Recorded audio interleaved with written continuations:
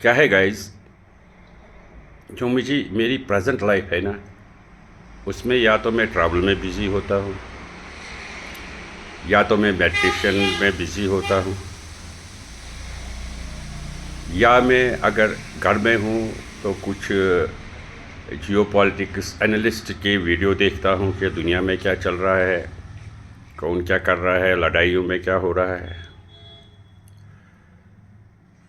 तो या मैं अपने एक एप्लीकेशन है गाने का, उसमें मैं बहुत पार्टिसिपेट करता हूँ, तो या तो मैं उसमें बिज़ी होता हूँ। लेकिन आप सोचते होंगे कि ये बीच बीच में कुछ वीडियोस डालता है या कुछ लिखता है और डालता है, इसका क्या मतलब होता है? इसका कोई मतलब नहीं है। क्या है गाइस,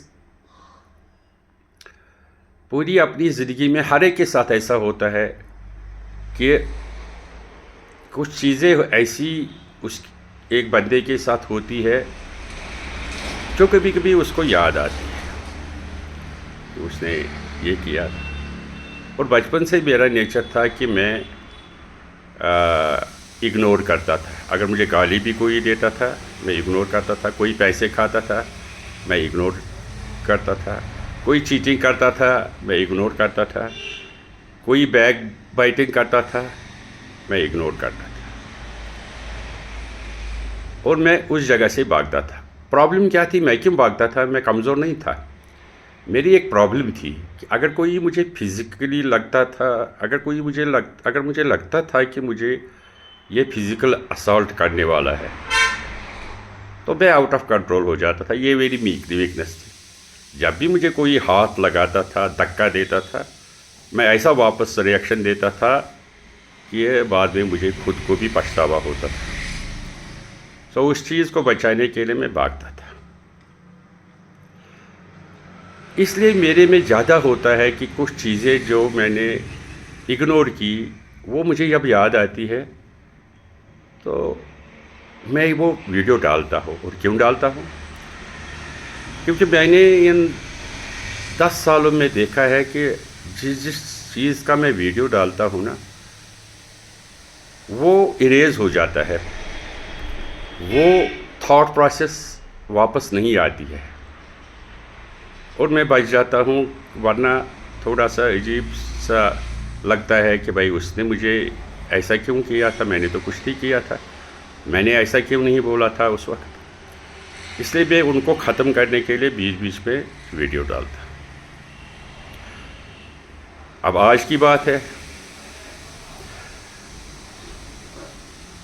एक पर्सनैलिटी ने मुझे बोला, बहुत पहले बोला था। मैंने तो अपनी ज़िंदगी एंजॉय की, तू रोता रहा पूरी ज़िंदगी,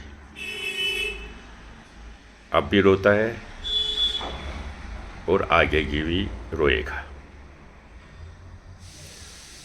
हैरत थी कि उस बंदे ने ये प्रेडिक्ट किया कि आगे भी रोएगा। चलो, अब मैं अपनी ज़िंदगी के बारे में बोलूँगा। पहले मैं लद्दाख में पोस्टेड था। वहाँ किसी के साथ लिंक ही नहीं था जो मेरे जान पहचान के है या मेरे रिलेशंस में है।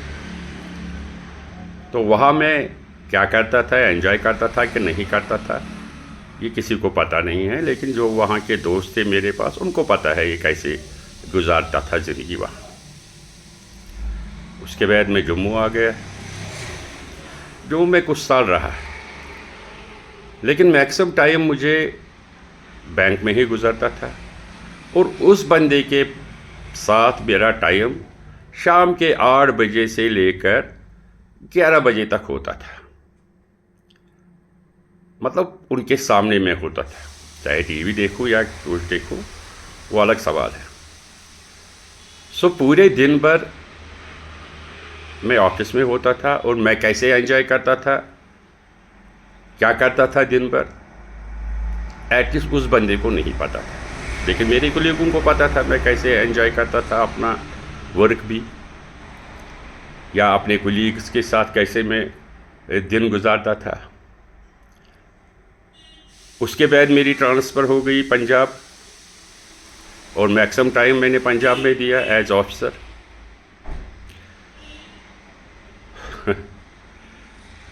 तो सैटरडे के दिन पहले कभी कभी आता था, पहले हर सैटरडे को आता था, लेकिन फिर बीच में मिस भी करता था।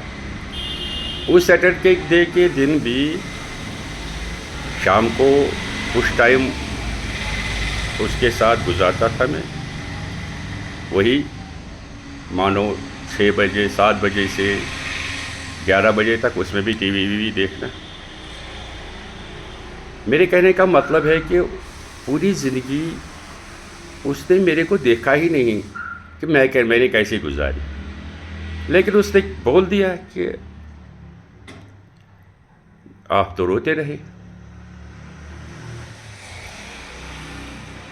क्या बोलेंगे इस बात को?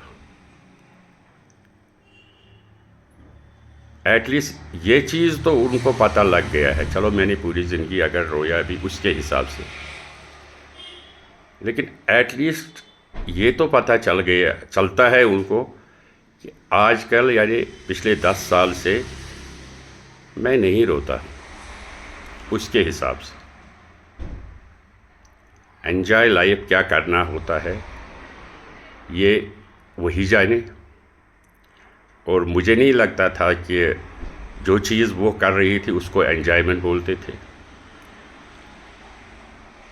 ना घूमना था, ना फ्रेंड सर्कल में बैठना, ना कुछ था, कुछ नहीं था, बस ऐसे ही टाइम पास करना, लोगों को ज्ञान देना कि कैसे अपने पार्टनर के साथ बिहेव करना चाहिए, या दूसरे की लाइफ में थोड़ा इंटरफेयर करना, या अपने उसके जो खुद सेल्फ मेड दुश्मन थे, खुद बनाया था ये मेरा दुश्मन है, इसको मैं समझाऊंगा, उसी काम में बिजी लगा था। अगर वो एंजॉयमेंट है तो ठीक है, उसने एंजॉय किया है लाइफ को। जय Shri Ram, take care and be happy.